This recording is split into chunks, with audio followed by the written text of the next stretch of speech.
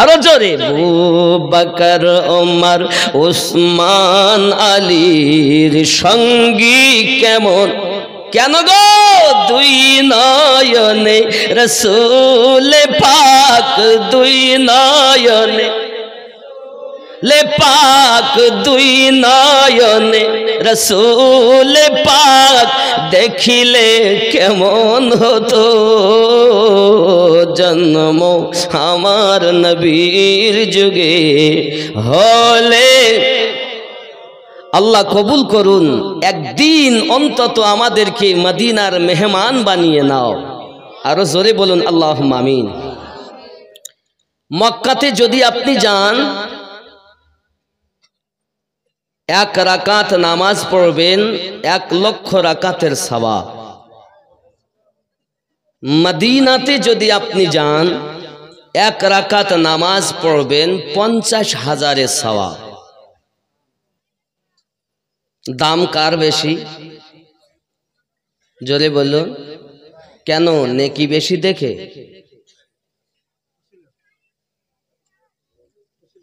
দাম কার বেশি, মক্কার না মদিনার? জোরে বলুন, মদিনার। কিন্তু সওয়াব যেখানে কম ওখানে যে বেশি। আশিক তোমরা এ দেখো না যে মদিনাতে সওয়াব কম তাই মদিনার দাম কম না, মক্কা শরীফ হয়েছে আমার হাবিবের কদমের বিনিময়। কাবা কিবলা হয়েছে রাসূলের ওসিলায়। মদিনাতে সওয়াব কম বলে মদিনা ছাড়লো যারা, বরবাদ হলো তারা।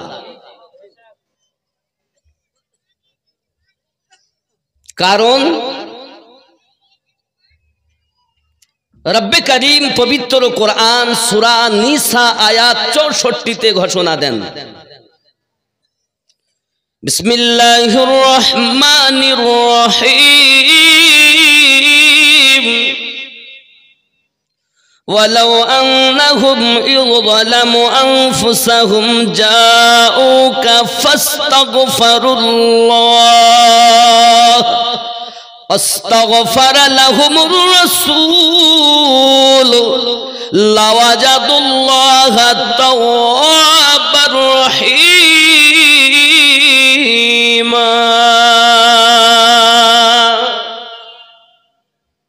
ওয়ালাউ আন্নাহুম ইযলামু अनफुसहुम जाओ, अगर कोई अपने नफ्स पर जुल्म कर ले, नफ्स আল্লাহ পাকের শ্রেষ্ঠ জীব আমরা, আল্লাহর যত মখলুকাত আছে তাদের মধ্যে শ্রেষ্ঠ আমরা। তো আমাদেরকে আল্লাহ 10টি জিনিস দিয়ে সৃষ্টি করেছেন। কয়টি? দুনিয়ার 5টি, আর আলামে আরো আর 5টি, আলামে খলকের 5টি, আলামে আরো আর 5টি। আলামে খলকের যে 5টি সেটি হলো আগুন, পানি, মাটি, বাতাস, নফসে আম্মারা। খুব খেয়াল করবেন, এ বক্তব্য সব জায়গায় শুনতে পাবেন না। মাটি, পানি, আগুন, বাতাস, নফসে আম্মারা 5টি হয়েছে। তো এটি হলো আলামে খলক। আর 5টি হলো আলামে আরওয়া। একটির নাম কলব, একটির নাম রুহু, আর একটির নাম সির, একটির নাম খফি, একটির নাম আকফা। এই 5 আর 5 10টি দিয়ে সুন্দর 3.5 হাত গঠনের একজন মানুষ আল্লাহ বানিয়েছেন। কেমন বানিয়েছেন? রব্বে করিম বলেন, লাকাদ খালাকনাল ইনসানা ফি আহসানি তাকওয়িম।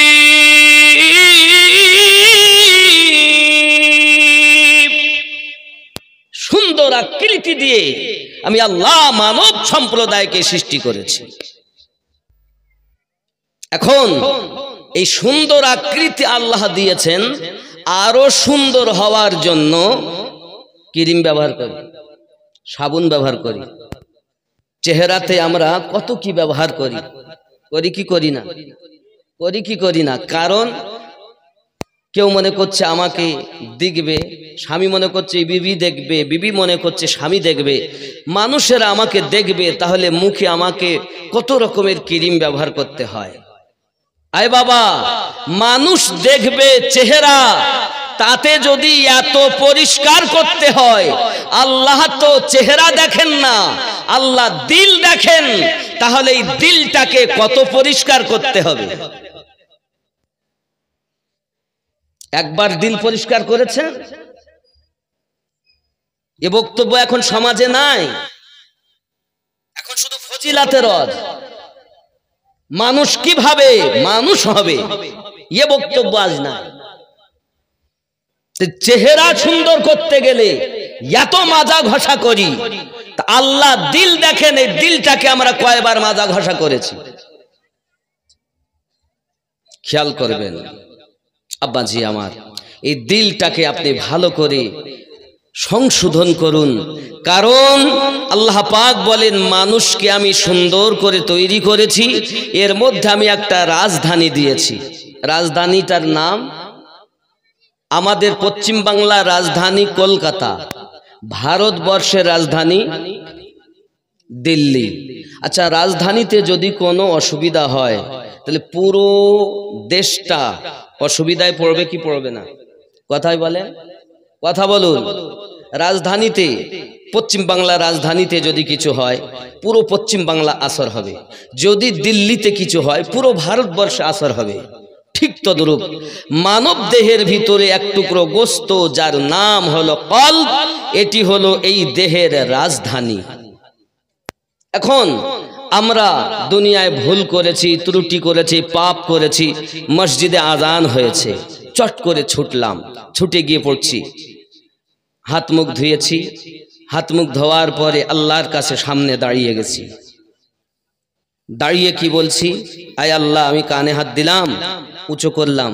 অনেকে কানও ধরে, এই যে ধরে আমরা দাঁড়িয়েছি, কি বলছি? আমি পাপী গুনাহগার, দুনিয়ার সব কিছু ফেলে তোমার সম্মুখে দাঁড়িয়েছি। আল্লাহ পাক বলেন, এখনই পাপ করলি আর এখনই আমার কাছে কি চাচ্ছিস বল? আমরা তখন বলি আলহামদুলিল্লাহি রাব্বিল আলামিন,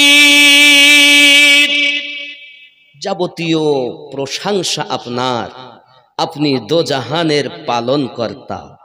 আল্লাহ বলেন, তুই যে আমার নাফরমানি করলি, এখনই ওজনে কম দিলি, এখনই মিথ্যা কথা বললি, এখনই ফাঁকি দিলি, এখনই পরের মেয়ের হাত ধরে নিয়ে গেলি, এখনই তুই পরের জমি আল ঠেলে চাষ করলি, এখনই তুই চোখ দিয়ে চোখ মেরে এলি, এখনই টেলিফোনে উল্টা পাল্টা বলে আসলি, আমার সম্মুখে দাঁড়িয়েছিস, আমাকে দোজাহানের পালন কর্তা মনে করিস। জি হ্যাঁ আল্লাহ, আমি পাপী হতে পারি, কিন্তু আপনি যে রহমান, আর রহমানির রহিম, আপনি বড় রহমান, আপনি বড় রহিম। আমি পাপী, আপনি আমার রব। আয় আল্লাহ, আমি পাপ করতে ভালোবাসি, আমাকে মাফ করে দাও। আমরা আবার বলি মালিক ইয়াউমিদ্দিন, বিচার দিবসের আপনি মালিক। আয় আল্লাহ, আমাকে লাঞ্ছিত করো না। আয় মালিক আমার, তুমি আমাকে মাফ করে দাও। তুমি যে রহমান, তুমি যে রহিম, তুমি যে দয়াল, আমি তোমার নগণ্য বান্দা, আমি তোমার নগণ্য বান্দি, তোমার কাছে ঝুঁকেছি, আল্লাহ আমাকে মাফ করো। আল্লাহ পাক বলেন, ফেরেশতারা, দেখছো আমার বান্দা আমাকে কত ভালোবাসে, এ যত পাপ করেছে সবকে একটা পোটলা করো। জোরে বলুন সুবহানাল্লাহ। হায় হায়, কোথায় আছেন বাবা? জবান যুবক সোনামানিক মহান আল্লাহ পাক আল্লাহ তাআলা বলেন, বান্দা বান্দি আর কিছু বলবি? আমরা তখন বলি ইয়্যাকা না'বুদু ওয়া ইয়্যাকা নাস্তাঈন।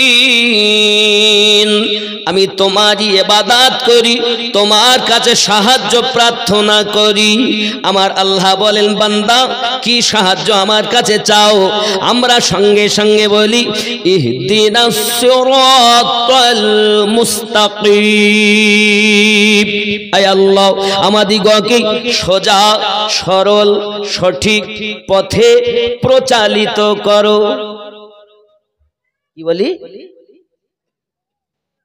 সোজা সরল সঠিক পথে প্রচালিত করো। আল্লাহ পাক বলেন, কাদের পথে চলতে চাও? আমরা সঙ্গে সঙ্গে বলি সিরাতাল্লাযীনা আন'আমতা আলাইহিম, যাদেরকে আপনি পুরস্কৃত করেছেন তাদের পথে চালিত করুন। জোরে বলুন।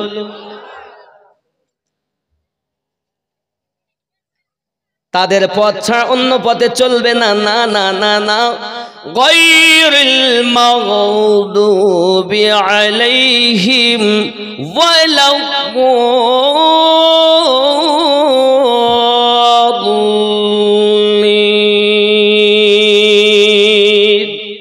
তাদের পথে নয় যারা অভিশপ্ত হয়েছে, লানাত প্রাপ্ত হয়েছে। আল্লাহ তাদের পথে আমাদের চালিত করো না, তাদের পথে চালাও। সিরাতাল্লাযীনা আন'আমতা আলাইহিম, যাদেরকে আপনি পুরস্কৃত করেছেন।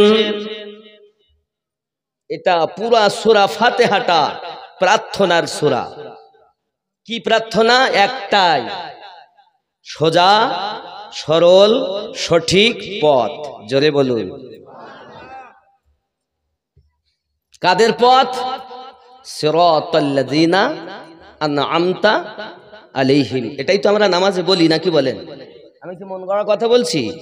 খুব দিলের কান দিয়ে শুনবেন, তাহলে বোঝা যাবে সোজা সরল সঠিক পথ ওটাই যা আল্লাহ পাক যাদের উপরে প্রাইজ দিয়েছেন, উপহার দিয়েছেন, তাদের পথটা হলো সোজা সরল সঠিক পথ। জোরে বলুন। তাহলে আমাদের বাকি রয়ে গেল যে প্রাইজ কাদের উপরে, উপহার কাদের উপরে। এটাই যখন আমরা জেনে নেব তখন আমরা সোজা পথ, সঠিক পথ, নির্ভেজাল পথ পেয়ে যাব। ঠিক কিনা বলুন? এই কথা বলেন না, ঠিক না ভুল বলছি? আয় আল্লাহ, আপনি বলুন কাদেরকে আপনি প্রাইজ দিয়েছেন? আল্লাহ পাক বলছেন, বিসমিল্লাহির রহমানির রহিম, উলাইকাল্লাযী আন'আমাল্লাহু আলাইহিম মিনান নাবিয়্যিন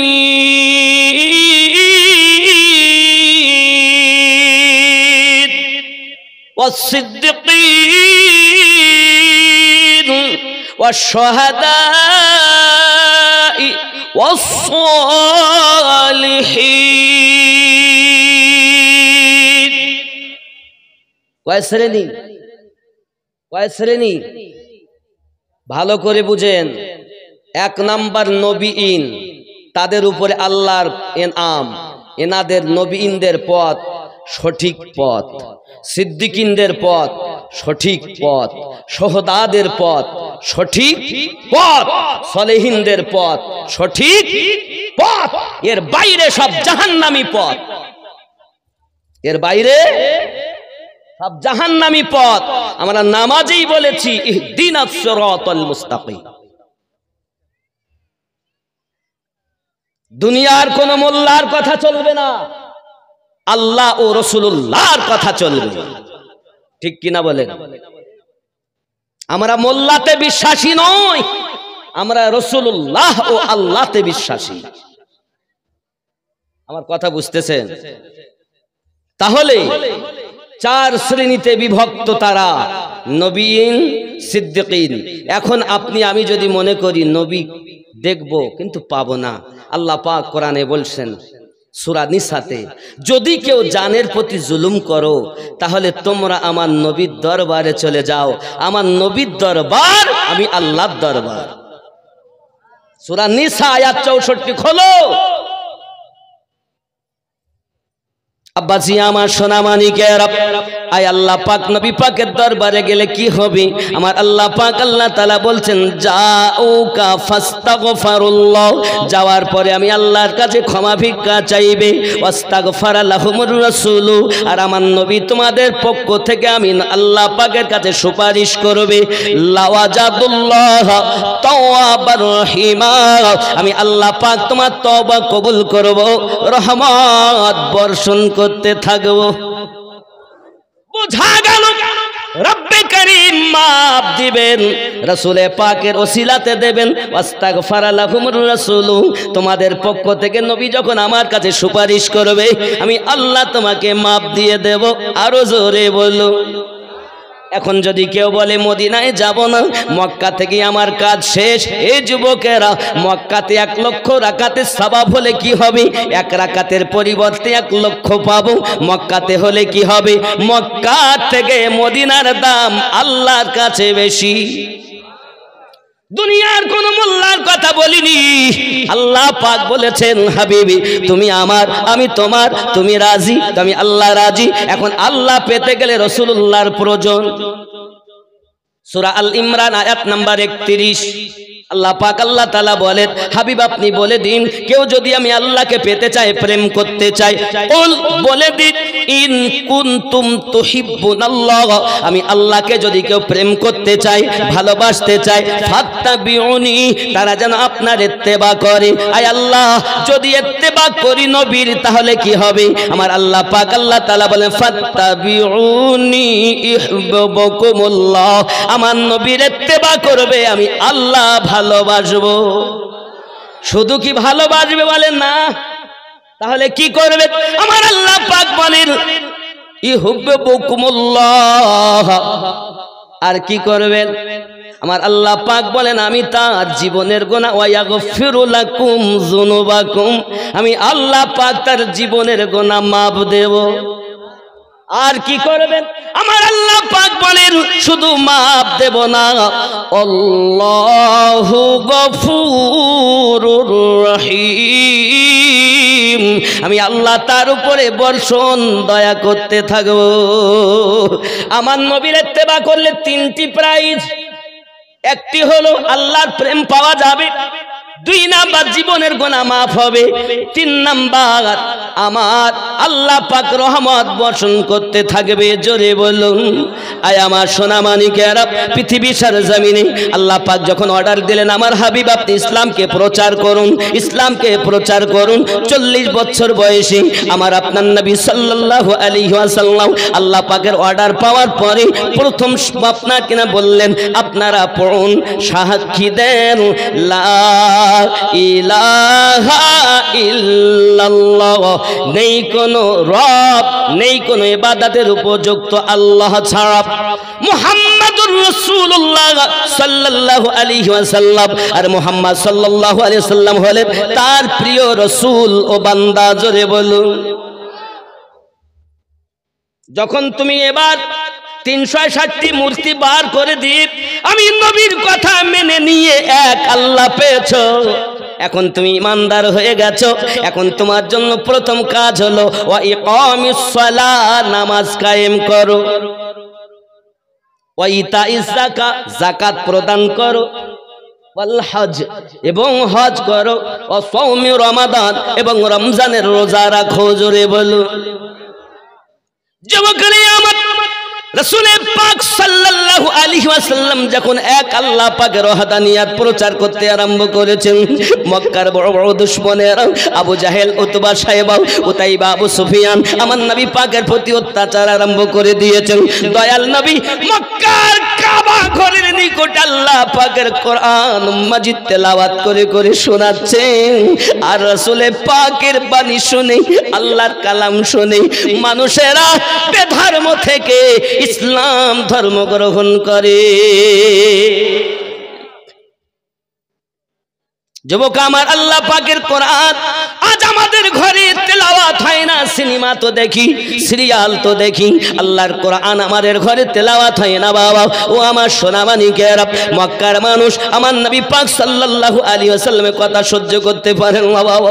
প্রিয় নবী সাল্লাল্লাহু আলাইহি ওয়াসাল্লাম মক্কার খানায় কাবার বারান্দাতে যখন ওয়াজ নসিহত করে মানুষকে উপদেশ দিচ্ছেন, এক আল্লাহকে মেনে নাও, এক আল্লাহকে তোমরা জেনে নাও। ওই আল্লাহ পাক আমাদের সৃষ্টি করেছেন, আল্লাহ ছাড়া আর কেউ নাই।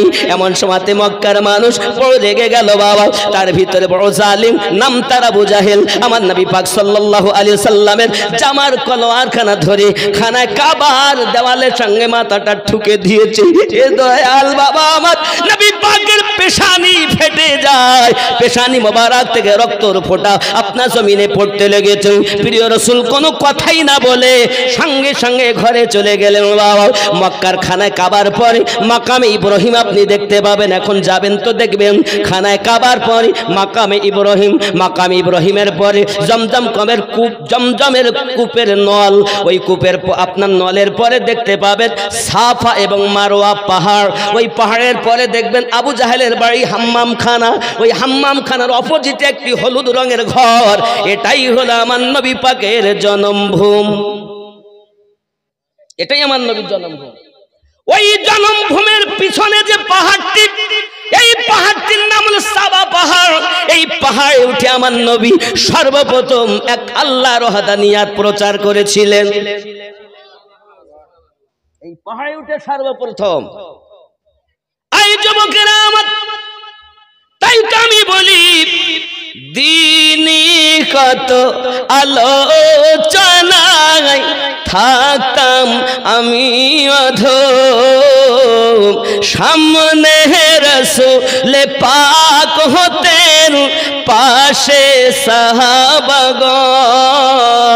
সুবহানাল্লাহ। আজ আমি বক্তব্য রাখছি, আপনারা শুনছেন, আর ওই সময় যদি জন্ম হতো নবী বক্তব্য রাখতেন আর আমরা শুনতাম। রাসূল আমার মক্কার খানায় কাবার নিকটে যখন ইসলাম প্রচার করতে আরম্ভ করেছেন, সোনা মানিকেরা আমার মাথায় রাখুন, আমার নবী টুকটুক করে বাড়িতে পৌঁছালেন।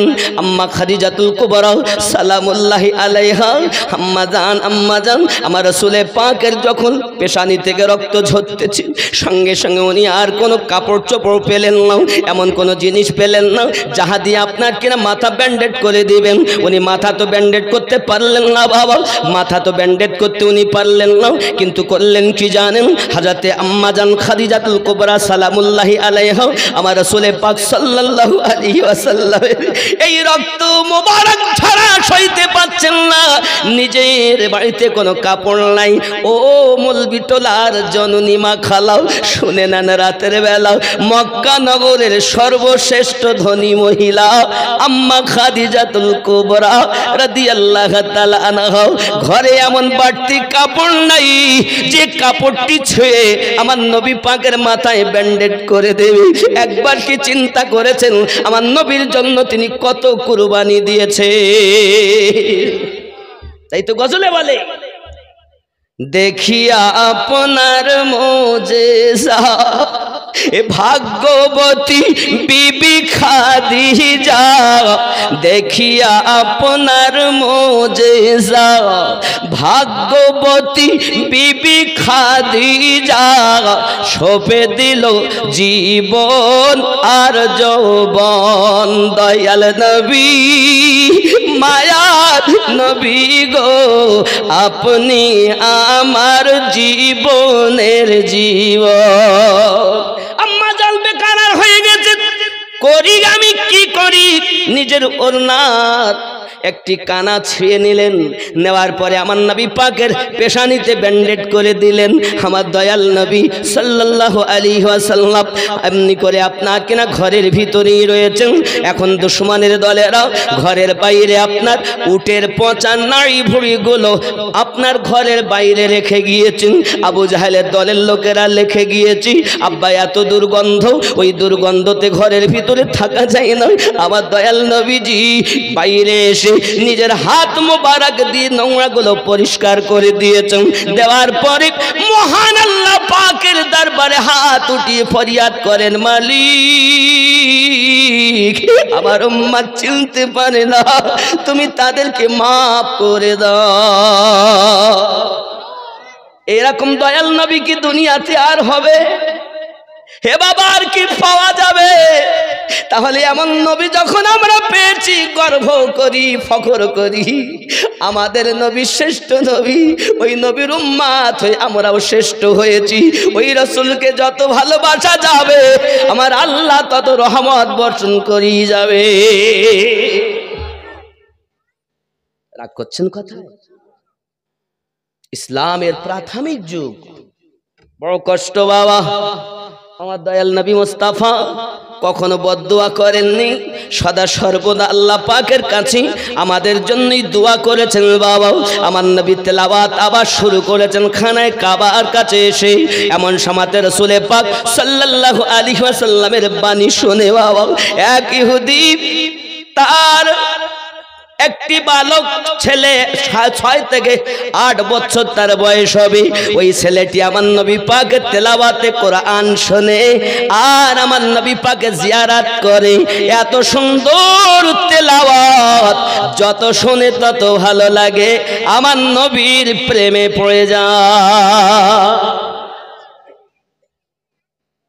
প্রেম প্রেম প্রেমে যখন পড়ে গেল, বাপ জিজ্ঞাসা করে, খোকা তুই কোথায় যাস? বলে রাসূল তেলাওয়াত করেন, আমার ভালো লাগে। তার কথা দুনিয়ার কোন কবির কাব্য নয়, সাহিত্যিক নয়, এমন বাণী আমার পিতা আপনি যদি শোনেন আপনিও মুগ্ধ হয়ে যাবেন। বুঝতে পেরেছি তোকে মুহাম্মদ সাল্লাল্লাহু আলাইহি সাল্লাম জাদু করেছে, তাকে জাদু করে ফেলেছে। জোরে বলুন নাউজুবিল্লাহ। আমাদের নবী কি জাদু কর? হ্যাঁ। কেউ বলে নবী জাদু করেছে, আমি বলি হ্যাঁ। নবী তলোয়ার চালিয়েছে, আমি বলি হ্যাঁ চালিয়েছে।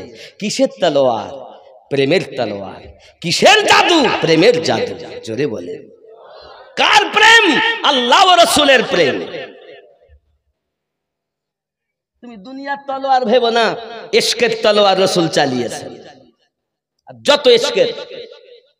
আব্বাজি আমার সোনা মানিকের পিতা বলে আর যাওয়া হবে না মক্কার খানায় কাবার নিকটে, এখন তুমি বাড়িতে থাকবে। ছেলে তো বলে পিতা সম্ভব নয়, এখন তার পায়ে ছিকল দিয়ে বাড়িতে আপনার কিনা বেঁধে রেখেছি। ছেলেটা আর মক্কায় আমার নবীর কোরআন মাজিদ তেলাওয়াত শুনতে যেতে পারে না। এই আমার জবাব, আমার জওয়ান যুবকেরা, আপনাদের কাছে আমি অনুরোধ করব বাবা, আমার রাসূল পাকের তেলাওয়াতে কোরআন মাজিদ কত সুন্দর ছিল। আজ আমাদের ঘরে কেন এত আল্লাহ পাকে গজব দান করে? একমাত্র আমরা আল্লাহ পাকের কোরআন মাজিদ ছেড়ে দিয়েছি। বন্ধুরে আমার, চলুন না কেন দেখি। এখন ছেলেটি মাকে বলে, মা আমাকে একটু ছেড়ে দাও না, আমি রাসূল পাকের দিদার করব। জোরে বলো। কার দিদার? নবীর।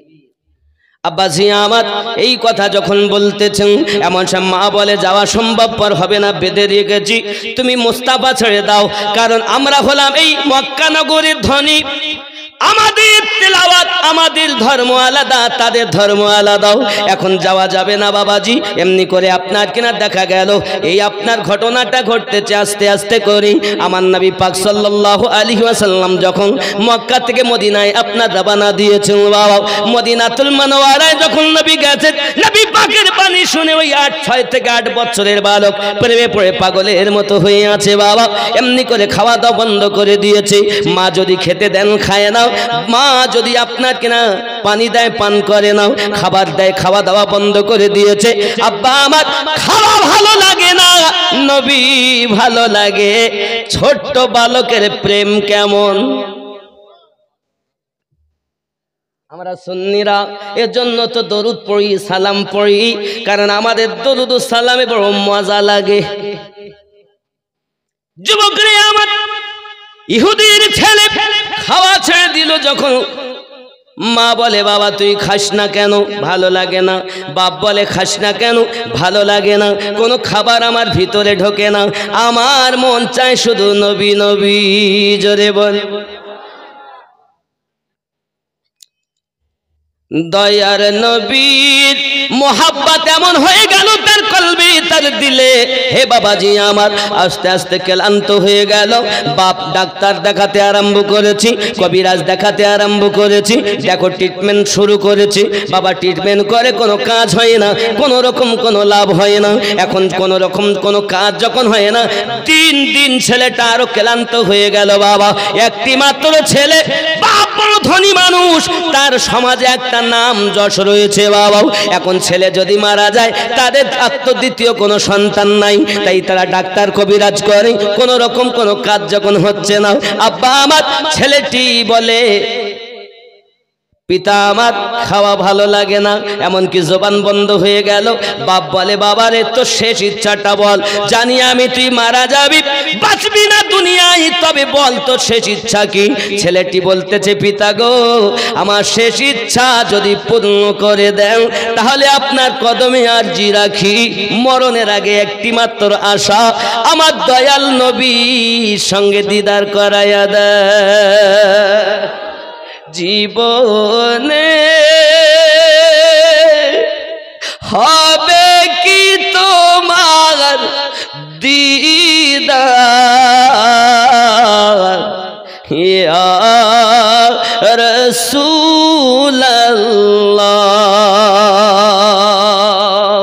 এ আশায় রয়েছি আমি গুনাহগার, ইয়া রাসূলুল্লাহ।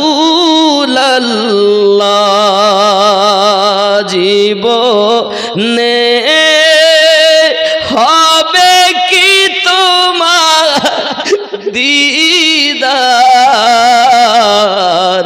ইয়া রাসূলুল্লাহ। জোরে বলুন।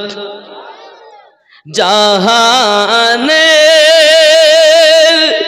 যেদিকে তাকাই দরুদি,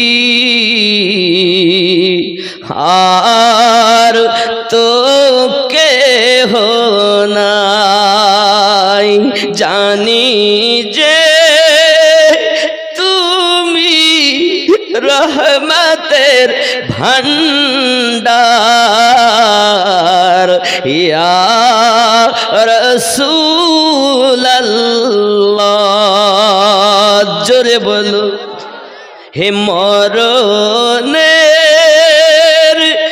কালে যেন পাই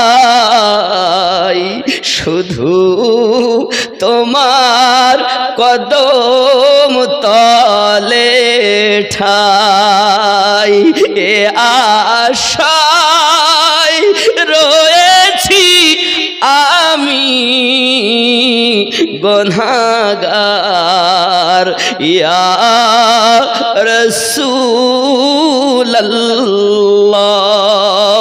জীবনে পাবো কি তোমার দিদার, ইয়া রাসূলুল্লাহ। আল্লাহুম্মা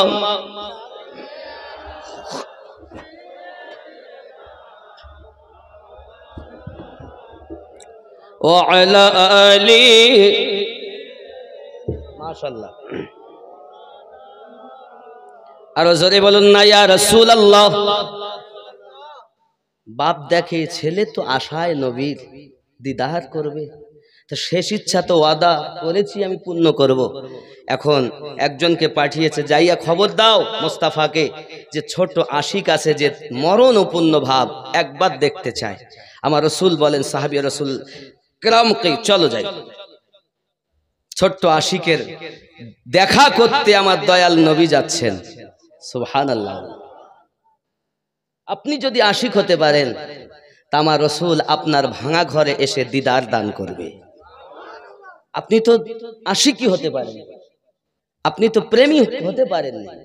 আপনি মুখে নবী নবী করছেন, আসলে আপনার ভিতরে রসুলের কোনো আদর্শ নাই।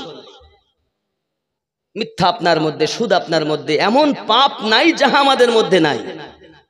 তাহলে আমরা কেমন করে দাবি করি যে আমরা নবীর উম্মাত, আমরা আল্লাহর বান্দা বান্দি? বান্দার কাজ তো দাস এবং দাসত্ব করা, নাকি?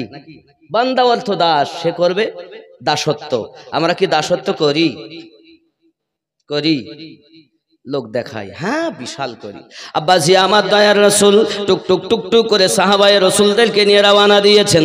যেই না রওয়ানা দিয়ে গেছেন, এমনি সমাতে আপনার ইহুদি হলেও আমার নবীজিকে আপনার সম্মান করে বাড়িতে নিয়েছেন। জোরে বলো নবী আমার যেই না ইহুদির ঘরে প্রবেশ করেছেন, এই যুবকেরা প্রবেশ করার পরই দেখা গেল ওই ছোট্ট আশিক উঠে আপনাকে না বসতে পারে না, চোখ মেলতে পারে না।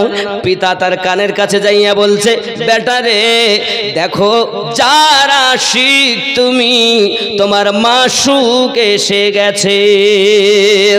যেই কথাটুকু পিতা বলেছেন, সঙ্গে সঙ্গে বেটা চোখ দুটি খুলে যেন মরা দেখে জীবন পেয়ে গেল। আমার নবীজিকে যেই না দেখেছেন উঠে দাঁড়িয়ে গেছেন, ইয়া রাসূলুল্লাহ সাল্লাল্লাহু আলাইহি ওয়াসাল্লাম, হুজুর আমাকে maaf করবেন, হুজুর আমাকে ক্ষমা করবেন, হুজুর আমি হয়তো আর বাঁচবো না, আমি আপনার ছাড়া আমাকে কিছু ভালো লাগে না, আমি আপনার প্রেমিক, আমি আপনার পাগল, হুজুর আপনার ছাড়া আমার ভালো লাগে না, আমি বাঁচবো না, আমার উপায় কি হবে?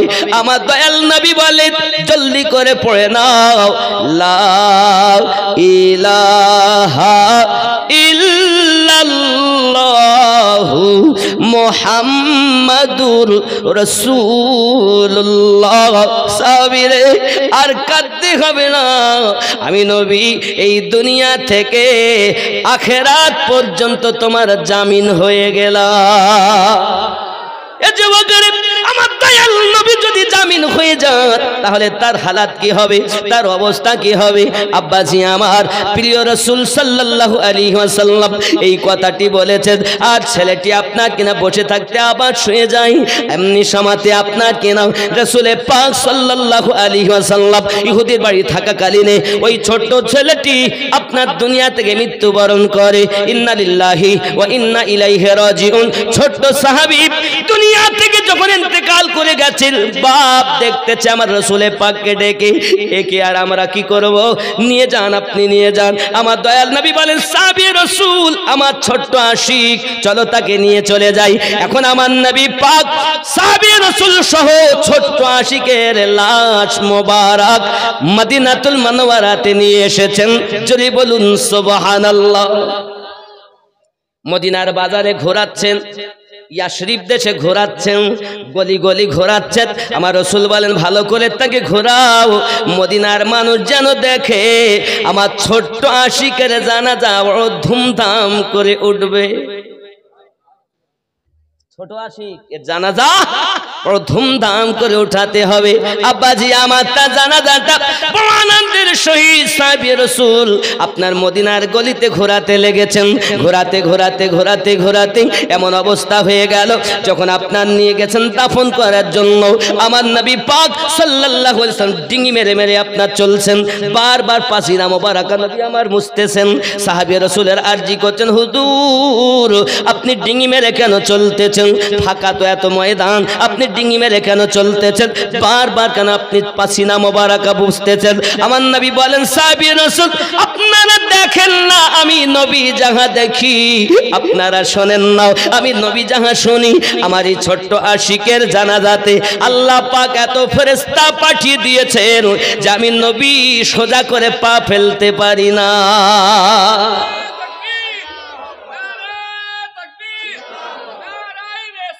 ইয়া রাসূলুল্লাহ, যদি বলুন না ইয়া রাসূলুল্লাহ। অসুবিধা হচ্ছে বাবা? প্রাইজ কাদের উপরে? এক নম্বরে নবীন, আর যত নবী আল্লাহ বানিয়েছেন তাদের মতো শ্রেষ্ঠ নবী আমাদের কাদের নবী? আব্বাজি আমার, এই নবীর মোহাব্বত, ইশক, ভালোবাসা যার মধ্যে আছে ইহ জগতে লাভ, পর জগতেও লাভ। জোরে বলুন। এখন ওই নবীর কথা শুনতে গেলে আল্লাহর ঘর মসজিদে যাবেন ইবাদত বান্দেগি করার জন্য। ওই মসজিদে যদি আপনি সুন্দর করে ইবাদত বান্দেগি করেন লাভ আছে। বাবাজি, পৃথিবীর সব থেকে খারাপ জায়গাটার নাম হলো বাজার, আর পৃথিবীর সব থেকে ভালো জায়গাটার নাম হলো মসজিদের ঘর, মসজিদ ঘর। এই মসজিদের ভিতরে যদি আপনি নফল ইবাদত করেন আলাদা সওয়াব, তেলাওয়াত করেন আলাদা সওয়াব, জিকির আজকার করেন আলাদা সওয়াব, হে বাবা ফরজ ওয়াজিব সুন্নাত পড়েন আলাদা সওয়াব। যদি কিছুই না বলে উযু হালাতে যদি মসজিদে বসে থাকেন, প্রত্যেক নিঃশ্বাস প্রশ্বাসে 10টি করে নেকি। কিন্তু আল্লাহর ঘর মসজিদে জুমার ফরজে সালাম ফিরিয়েছে তো আর নাই, ফাঁকা। এখানে মনে এরকম হয় না কি গো? হয় নাই? জুমার নামাজে সালাম ফিরানো হয়ে গেল আর মসজিদে ফাঁকা হয়ে গেল। অন্য জায়গায় অনেককে দেখা যায় দুয়া একটু করে নিয়েছে, নেওয়ার পর আর নাই, মসজিদের হাফ। আব্বাজি আমার, পৃথিবীর সরজমিনে এখানে হয় না, হয় না? ওই নফল ইবাদত করতে হবে, নওয়াফিল ইবাদত আপনি তখন পাচ্ছেন না, ব্যস্ততা আছেন। আমার মনে হয় না যে এরা আর পড়ে ওই ফরজটুকু। মানে সেই মক্কাতে আর মদিনায় আমরা গেছি তো এরা কাবাকেও সম্মান করে না, কাবার দিকে পর্যন্ত পা মেলিয়ে সব বসে থাকে। আমি নিজের চোখে দেখছি, আর মোবাইলে ফটো আছে, এই মোবাইলে দালালি কথা বলছি। যে কাবার দিকে ফিরে আমরা নামাজ আদায় করি, তারাও আদায় করে, আদায় করার পর তারা খানায় কাবার দিকে ফিরে পা লম্বা করে কোরআন শরীফ পড়তে। আর কাবাকে আমরা ভারতবাসী, বাংলা ও পাকিস্তান, আমি দেখি এরা যা কাবাকে সম্মান করে, নবীকে সম্মান করে, অন্য কোন দেশের মানুষ তাহা করে না। জান্নাতে যদি যায় তো এরাই আগে যায়। আপনি মক্কার মানুষ মনে করছেন, তাদের মতো বিয়াদব নাই। চোখে দেখা কথা যুবক আমার,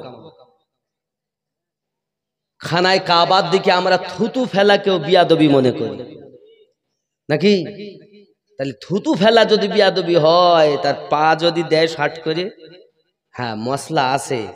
যদি বেটা অসুস্থ হয়, তার বসার মতো ক্ষমতা নাই, তাহলে পা বেঁকানোর মতো ক্ষমতা নাই, তাহলে কেবলার দিকে পা করে নামাজ আদায় করার হুকুম দেওয়া হয়েছে। কিন্তু সুস্থ হালাতে কোন ব্যক্তি কাবার দিকে পা করে নামাজ দৌড় মারছে, লোকটা আমি দেখছি, কিন্তু এসে বসে আছে কাবার দিকে পা দিয়ে তেলা। এই বড় লম্বা দাড়ি, দাড়ি হলে কি হবে? মাথায় পাগড়ি থাকলে কি হবে? ইশক নাই, মোহাব্বত নাই, আদব নাই। মসজিদ নববী মদিনাতুল মুনাওয়ারাতে, সেখানেও গিয়ে দেখি লোক নামাজ পড়ার পর, আমরা তো আসরে যেতাম আর এশা পড়ে আসতাম, তো এর মধ্যে দেখি কত রকমের মানুষ।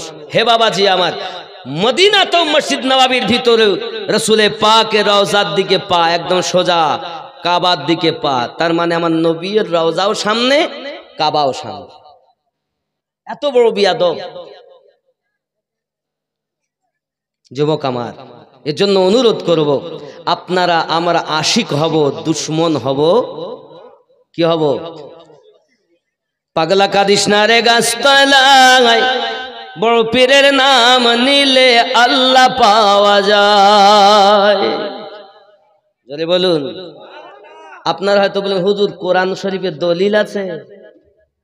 আরে গৌসে পাকের শানে আল্লাহ আয়াত নাজিল করেছেন।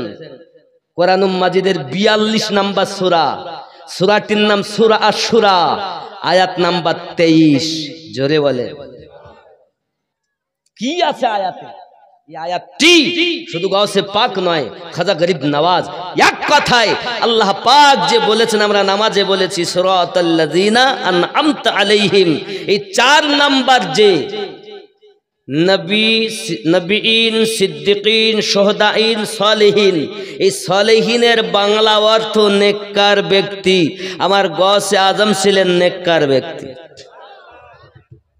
এই আয়াত সূরা শুরা আয়াত 23 গৌসে আজমের শানে, খাজা গরিব নওয়াজ শানে, তরিকতের সমস্ত আউলিয়াদের শানে আল্লাহ পাক আয়াত নাজিল করে বললেন, কুল্লা আসআলুকুম আলাইহি আজরান ইল্লাল মাবাদ্দাতা ফিল কুরবা। এই আয়াতে কারিমার তাফসীর পড়ো, বড় বড় তাফসীর কারকগণ লিখেছেন এই আয়াতটি আল্লাহর সলিহিন বান্দাদের শানে অবতীর্ণ হয়েছে, আবার আহলে বায়াতের শানে অবতীর্ণ হয়েছে। আরো জোরে বলুন। আমরা যখন নামাজ পড়ি তখন নামাজে গিয়ে আহলে পাককে সালাম দেই না? কি বলি? আসসালামু না, আল্লাহুম্মা সাল্লি আলা মুহাম্মাদ।